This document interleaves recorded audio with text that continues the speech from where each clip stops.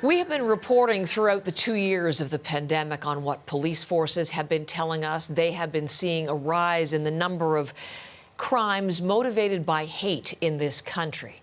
Now, those reports and those numbers corroborated by new statistics from Statistics Canada. And John Northcott is here this morning with the latest story. John.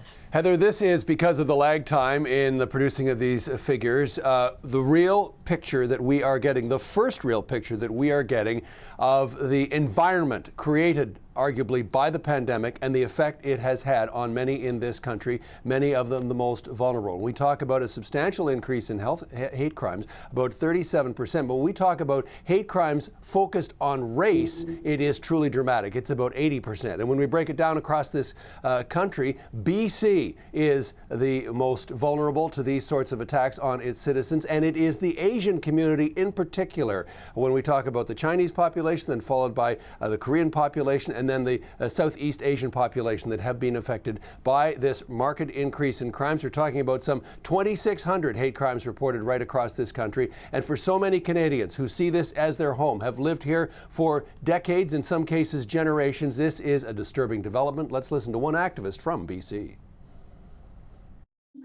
As a Canadian, as a Chinese Canadian in Canada living here for 30 years, it makes me wonder why we haven't progressed far enough, that why this is still happening. And what makes me feel is I want to feel safe in Canada. I want to be able to feel that I belong to Canada. But the fact of the matter is the police report has shown this staggering increase. That means there's so much more work needs to be done.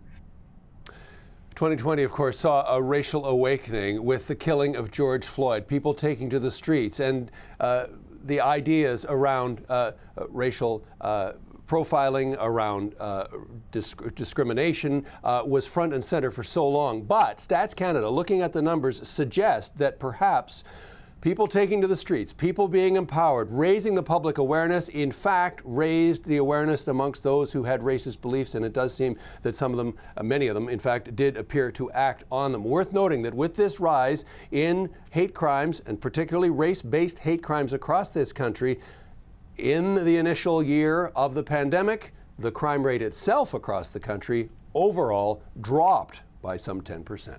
Heather?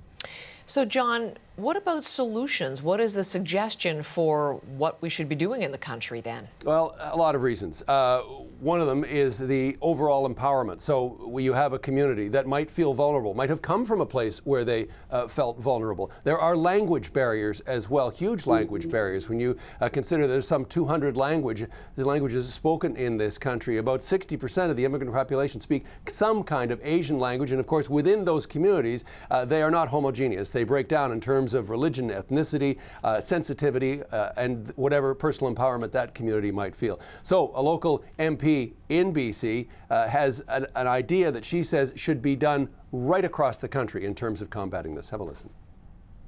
I think the federal government needs to fund all jurisdictions so that they have a hate crime unit in their police force. This needs to be taken seriously. It needs to be resourced properly. People need to be trained to do this work, and it needs to be investigated. We also need to facilitate the process for people to report these crimes. So the idea being around this, that with all the money and resources that are put into law enforcement across this country, looking at these numbers, this is an area that needs to be focused on, needs to be financed, and needs to have that awareness within police forces and the tools and the resources that the communities can feel safe, and then have a process that can be put into place and these crimes acted against. Heather? John, thank you very much. Okay.